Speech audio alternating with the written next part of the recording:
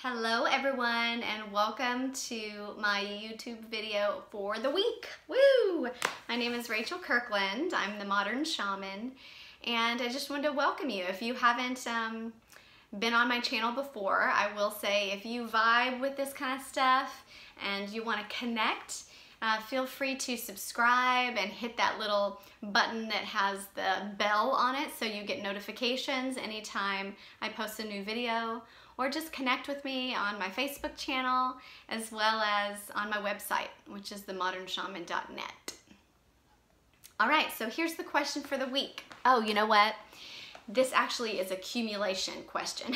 So what happens sometimes is that you guys send in questions and they're very similar to each other. And so I'm like, all right, Spirit's really flowing in this current and I'm gonna go towards this one because there's several questions that kind of all aligned, okay? So I'm gonna read a couple questions and then dive into this general topic that they're all kind of talking about.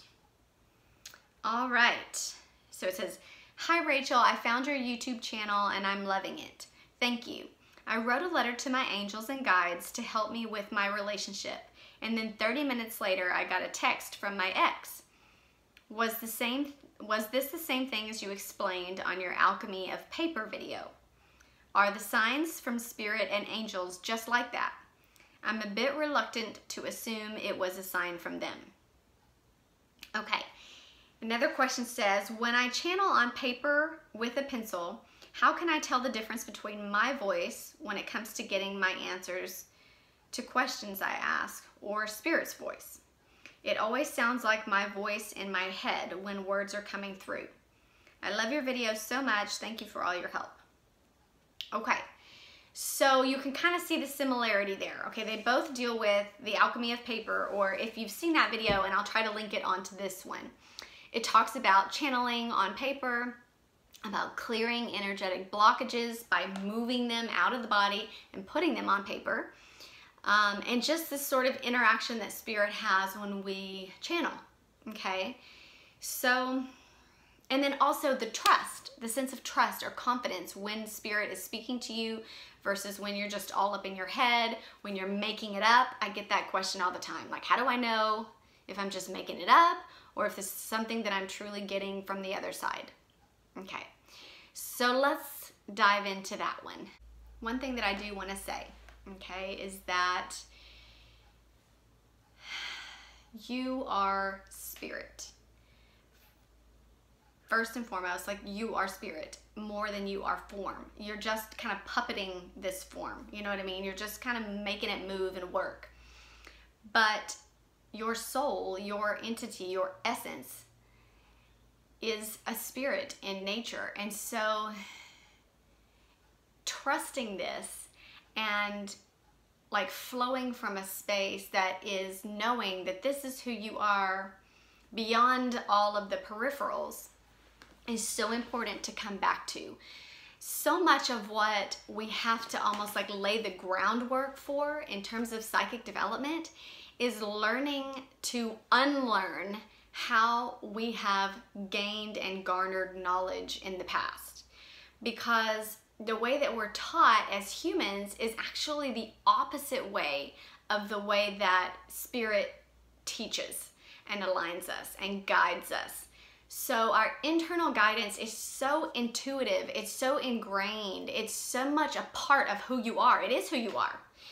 It is your essence. You are Spirit first and foremost. So kind of like negating all of that idea in the head and the cognitive development of the way that academia trains us towards knowledge, which is, you know, you read a book, you learn about it, you study, you remember the process, you go through from the outside in is the way that typically we train ourselves as humans. We have a teacher, somebody tells us this is what they know, then we kind of like filter it through our own sense of awareness, and then we settle into like, these are my beliefs, this is what I stand for, this is what I did. So, but it's outside in.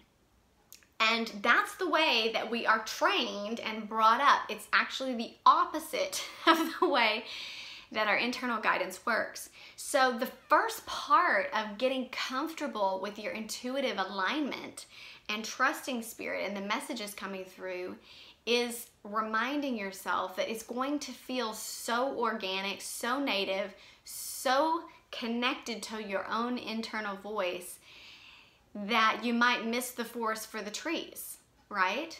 I mean, I get that all the time. It's like people expect that when they start channeling or opening up their clairaudience to hear from non-physical, that it's going to sound like, you know, the voice of Morgan Freeman, like, hello, I am here, I am, you know what I mean? It's going to have this, and I'm not saying it can't. Maybe it does for you. But for the most part, it is so much a part of who you are that the subtlety is what you have to pay attention to and refine, okay?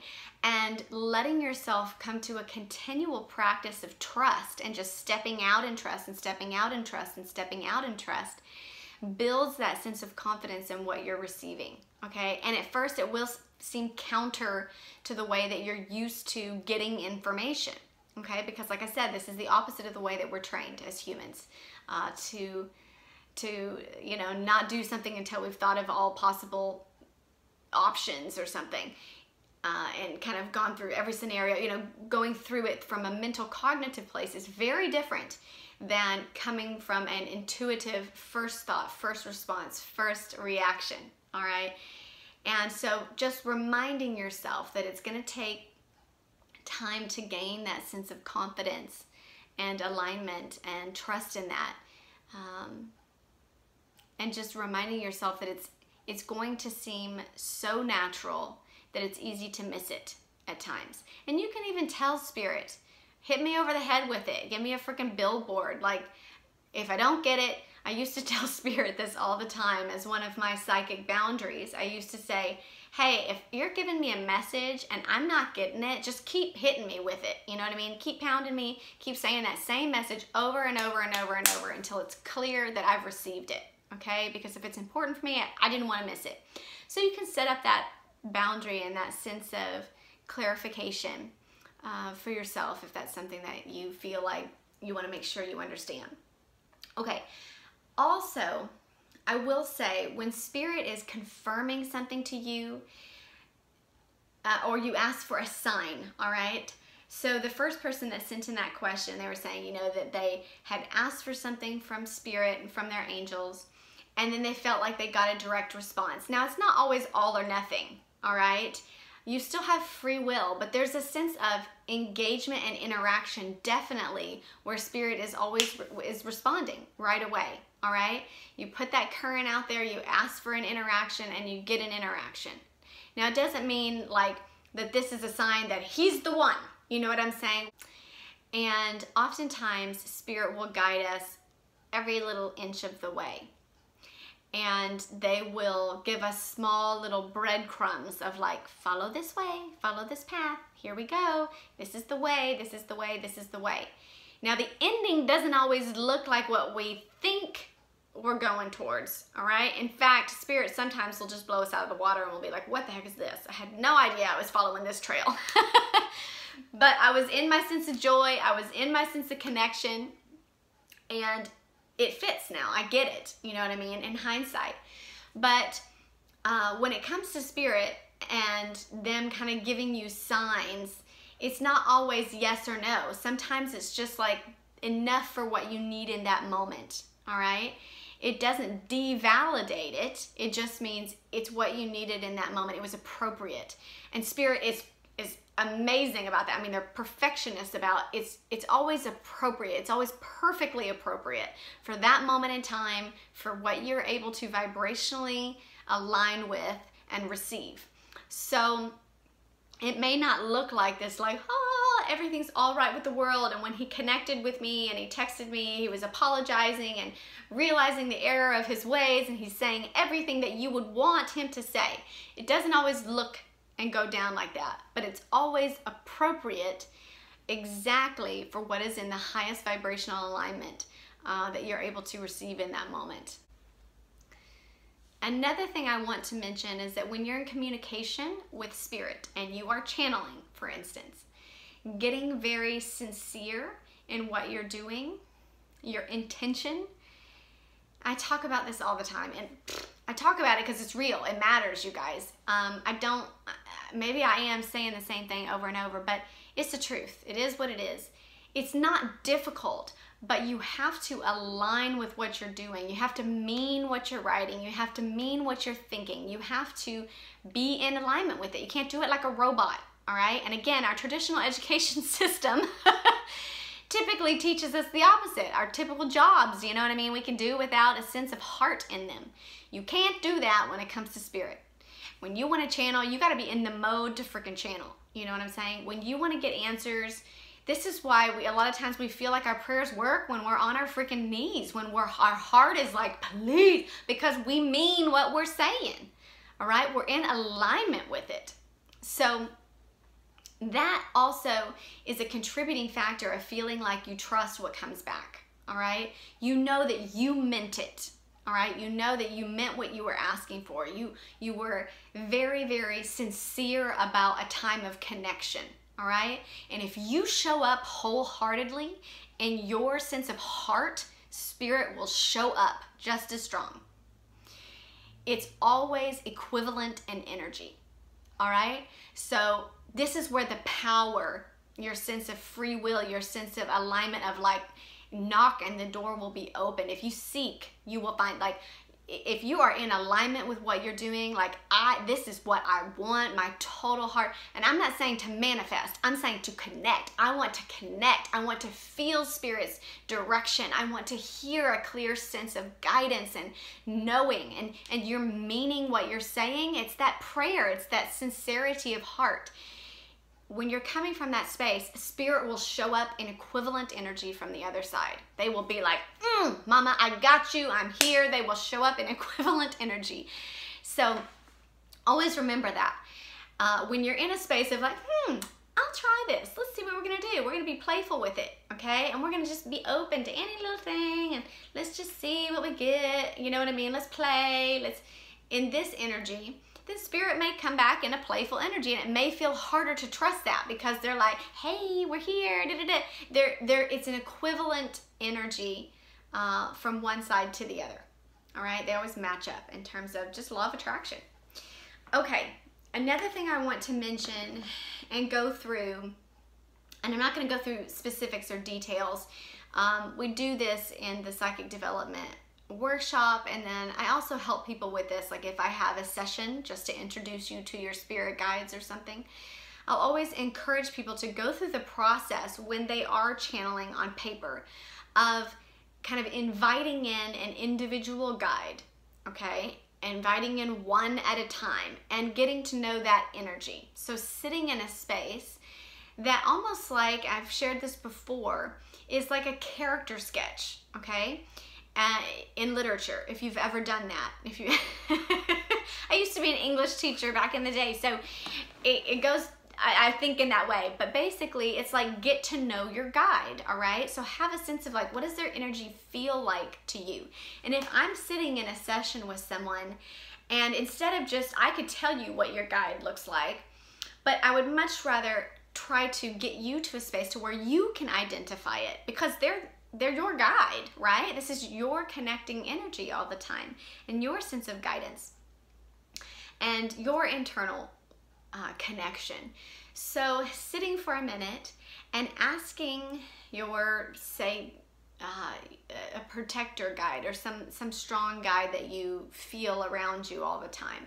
A lot of times people, an easy energy for them to feel is a sense of protection from their guides, guardian angel, somebody that feels like a guardian, or fatherly energy, or a masculine energy that feels supportive and protective.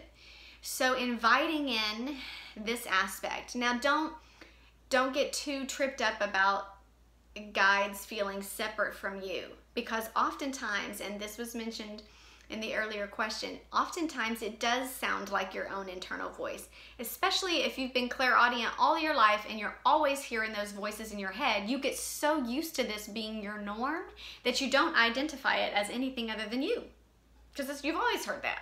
And that was what kind of tripped me up as a child. I'm like, this is just how I am. I'm always this way. What's so unique about this? Like, I thought everyone was this way, right? I thought this voice is, it's just, it's so much connected and intertwined with your own internal sense of direction, and always has been, that oftentimes it is hard to differentiate. So ask them to show up boldly and say, I want to see and feel and hear and know all the aspects of you, okay? And then sit for a second and just pay attention to their energy. Do they feel active in your body? Does it feel calming, almost like loose, like makes you all like spaghetti after a massage? Do you feel all of a sudden like you're big and powerful? How do you feel and translate their energy? Now, this is a form of clairsentience, and some people can do this more actively if that's their most dominant psychic sense. And sometimes it's more subtle for people, and that's okay. But just ask them to show up in your feeling sense. And sometimes it feels, if you're more empathic, more emotional, okay? Meaning you'll get the emotion of strength. You don't necessarily feel like your muscles contract, but you may feel the emotional communication of peace, or you're taken care of, or just energies like that, protective. And then pay attention to any sort of communication. Ask them to speak to you. Ask them to communicate. And remember, telepathic communication often comes in chunks of information. So all of a sudden, you'll just get this awareness of like a piece of information. Like, I'm always going to be okay. They're always looking out for me on the other side. It feels like it's not that you necessarily hear them, right? Like a ticker tape, or like I said earlier, like Morgan Freeman on a microphone from heaven. But it's like all of a sudden you just have a sense of claircognizance, of knowing what they're communicating, all right? Or you may hear it. You may literally, like an internal voice, hear them say to you, well, I've always been here with you. I'm going to walk you through every step of the way, or whatever the message may be for you. Okay? And sometimes when it's higher vibrational, it's just a sense. It's just like, I'm just getting peace. I just feel angelic peace. Like, oh. Sometimes it's just an essence of energy. It's still communicating that to you. And just get familiar with that, all right? So just going through that sense of personality sketch will help you also in noting when it's your guide's energy versus your own, all right? Even if it sounds like it's in your voice because they've been talking to you all your life and you've been used to translating it like your own voice, talking back and forth to yourself, sometimes it sounds like that. And I have said before, Spirit always uses the quickest, fastest, most efficient way to communicate with you, all right? They're good at it. They're not going to use something that's external. They're going to come straight to what makes sense to you. And it's always funny to me as a medium, or as someone who helps translate and communicate for Spirit in session, I'll get images that like I would never think of that, or I don't, you know, watch anime, but they'll be doing these little anime things, and I'm like, oh my God, how do I describe this to, and it makes perfect sense to that person that I'm talking to, but I'm like, as Rachel, like, what in the heck is this? I have no idea. And then I start describing it, and they're like, oh yeah, that's that anime, this Pokemon, Pokemon. But you know what I mean? It's like they get it, because the imagery that Spirit uses, or the words that they use, it's going to make sense to you. It's going to be from your vernacular oftentimes. It's going to be effective for you. So don't let that trip you up. They're going to be efficient with the way that they speak, all right? They're not going to necessarily use a language you wouldn't understand all the time. It doesn't mean they can't. If you start getting some light language or some Swahili or something transferred, you know, and translated from another planet that looks like pictures and shapes, that comes through sometimes too, and I'm not devalidating that. But I'm just, for the sake of these questions that was asked, don't throw the baby out with the bathwater. I used that phrase last time. In thinking that it has to look a certain way. It can look very organic. I know that's the way that Spirit speaks to me. It's very much a part of who I am. It's very integrated when I'm hearing from my own sense of guidance. It's very much aligned with how I speak to myself. And it's, essentially, you want it to be. You want your own internal guidance to sound so much a part of like your everyday practice that it doesn't feel like they have to, you know, smack you upside the face to get the message. They're just like in the flow with you and your own thoughts and your own processing, and you're able to connect in that way that feels very fluid and aligned. So both of you, I would say you're on the right path, all right? You can't get off of it. I would just say to trust yourself in terms of the information that you're getting, and be open to all the ways that Spirit wants to communicate. And then try that practice of aligning and inviting in each guide and kind of giving a character sketch, a character analysis of what they feel like to you, what they sound like to you. Do they sound particularly masculine or feminine? Do they have any sort of visual form or color? And all of that. Just go through it and getting to know them. Blessings to you guys. I'll see you back here next Friday.